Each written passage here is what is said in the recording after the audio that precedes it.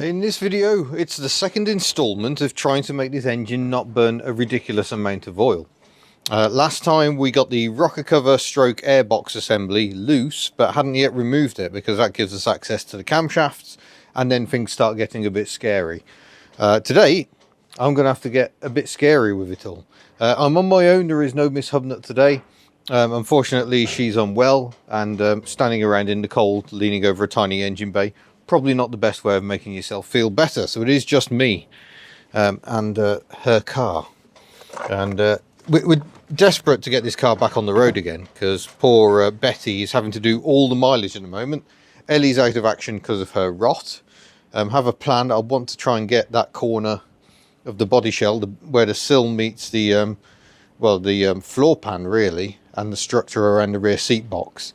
I don't think you can get a repair section just for there, so I'm hoping for someone to be able to send some offcuts or something, just so we get the sill shape. We may not have the reinforcement for the jacking point, but to be honest, anyone who lifts a 2CV using the standard factory jacking points is asking for trouble. Don't go there. I never do. I always jack either on an axle arm or the chassis itself. Far better solution. But yeah, here's where we are. I've just lifted that airbox cam cover thingy out of the way. And like I say, I think the entirety of the breathing system is that pipe there.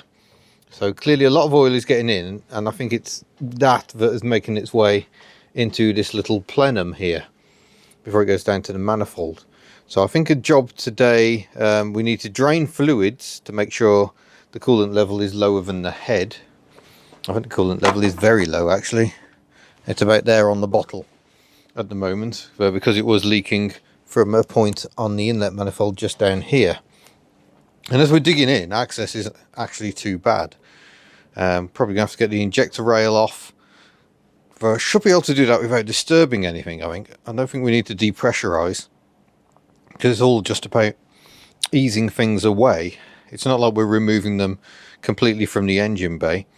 And might have to start thinking about getting the cam belt off, because that's an important step before we get to the camshafts, which will mean removing this engine mount. So that means we've got to try and find somewhere to put a jack under the engine that isn't blocking later access, because we're going to have to get the sump off.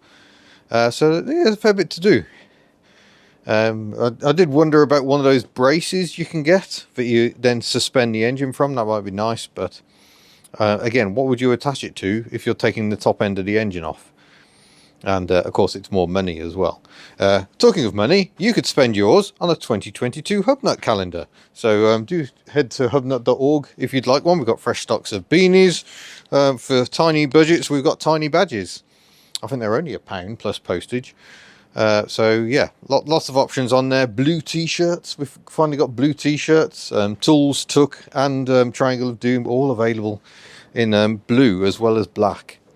But back to this. I need to try and work out what I'm going to do today. Like I say, this structure here I think comes off. Well, it must do, because otherwise how do you access the camshafts? And we've got to lock the camshafts as well, I think, by putting a small bolt through this hole to lock this sort of scissor action that takes up backlash, I believe.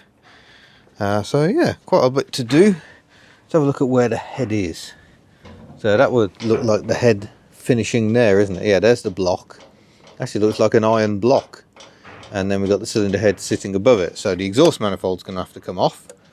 I wonder how you access that. Looks like you could do getting this cover off, which is already trying to remove itself. Oh, I see, there's a little Allen there. What are the chances of that coming out, do you think? And then we'll remove the downpipe here. There's a new exhaust all the way back from here. And a tiny little oil filter here. Yeah, still quite a bit to do. Let's dig into it. And I think possibly we'll start here. Yeah, there's a pretty decent chance of this going horribly wrong. Oh, especially as that doesn't... Oh no, there we go. Does fit. Oh, yeah, that's going to round off, I think. That's what that's going to do. It's going to entirely fail. Don't do that at all. Marvellous. It's already fairly freeform. But nonetheless, it isn't actually freeform around there. Or is it? No, no it is.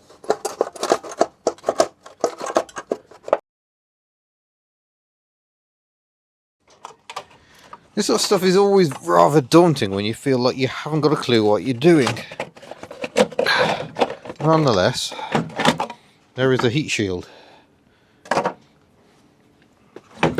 That gives me access to what's an incredibly manky looking exhaust manifold. That's definitely going to need penetrating oil. Right, I do have some Bulldog stuff somewhere, but naturally I've lost it. Yeah, kind of thinking we might be staring down the barrel of having to replace an exhaust manifold here. It's a terrible state.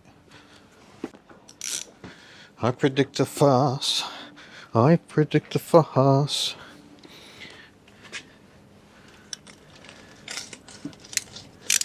Oh, I thought that looked like a 12. Is that not a 12? That's a 12.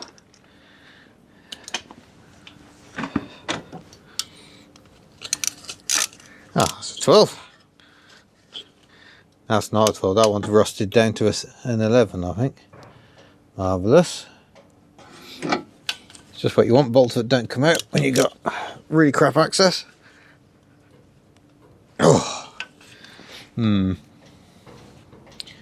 Oh, this is going to be fun and games for sure. And I've just realised I haven't got any of the small bags that Miss Hubnut said would be a good idea to take to the unit today, specifically for this job. Oh well. I know this is where I should get a breaker bar involved, but this is Hubnut. We destroy ratchets instead. There was a car missing from the last fleet update, which of course was Giselle the GSA. Sadly, she's turning out to be more rotten than we'd hoped. 2 years of being used in Wales, starting to take its toll. Ooh, that's tight.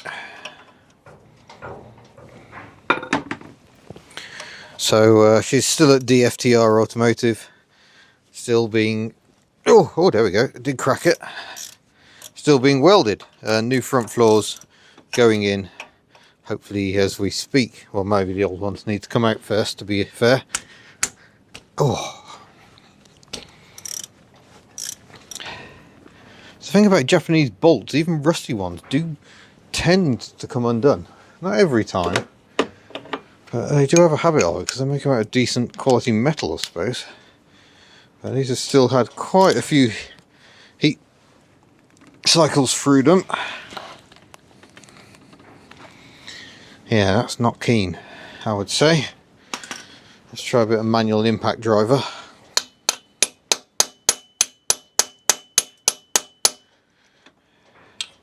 And there's one right behind this panel that I'm really not going to be able to get at. But nonetheless, we do what we can. I do have an impact driver, but I don't think I have any impact sockets as small as a 12.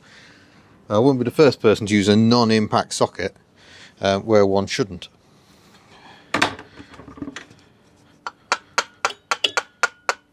I can't get a decent swing on that. Some buggers put the horn in the way.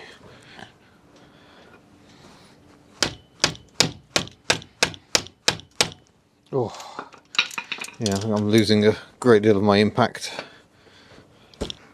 Oh, no, oh no, we're off. I thought we got it then, folks. These are going to be a ball ache.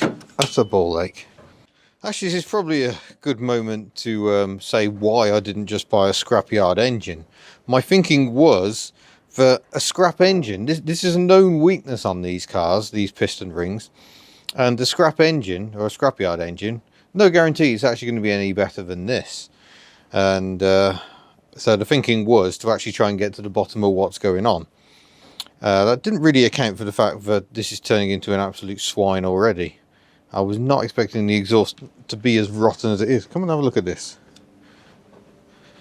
Because the exhaust is right in the firing line, so it's considerably rotten. There's lots of flake going on, and that bolt has rusted round. That one down here is starting to go round, and yes, it's starting to turn into one of those jobs. I mean, having said that, you'd have to undo all this anyway, but yeah, I mean, you could just cut that off if you're putting a scrapyard engine in. However, you might then need this front cat section. Is it a pre-cat rather than the cat itself? I have a feeling the cat is actually under here, because I think we replaced it, yeah, to further along at the back. So I don't know what sort of gubbins that is, but it's obviously where it gets its lambda reading from. But there's an awful lot of oil around on this engine, isn't there?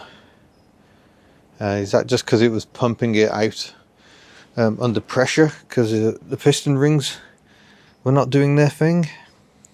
I don't know, and that is kind of one of the problems here. I do not know what I'm doing, which is becoming more and more apparent. And yeah, maybe this isn't the best way to go around this after all.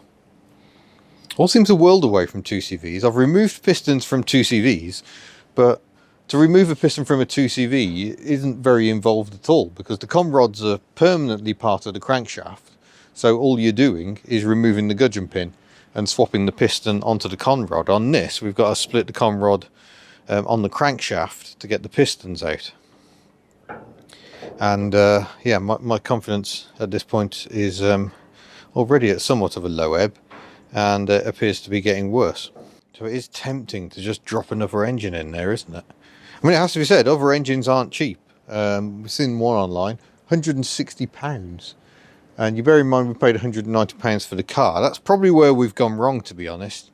We should have had our use out of this car, and just kept running it, really, even with the smoke, and then chucked it in the bin.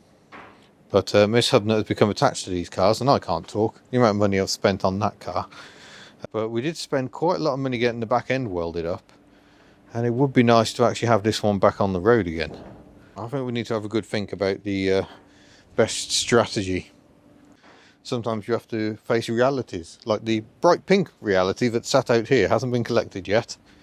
I've still got the money, but I will just say, look, Foxanne is still here. She didn't blow away in the storm, so that's encouraging. I'll have a peek in the back, because I was just checking her over, and it even seems fairly dry. Oh no, it doesn't. No, it's soaking wet in here. I should probably move my ratchet strap. Oh, I remember what's in there. That's carburettor and associated gubbins. But here I've got some cardboard going wet and a nice ratchet strap there. Also going wet, we've got a controller for my drone. I've moved the drone away, but the controller's still here. And over here, a Toyota Gazoo racing hat from when I went to the Parallel Pomeroy in February, an event they hold at Silverstone. And they're doing it again next year, Parallel Pomeroy. So check out Toyota GB on social media, because yeah, they're doing it again. That would be a lot of fun. These are lovely warm hats as well. I'll put that to one side. So yeah, I might wrap this one up there.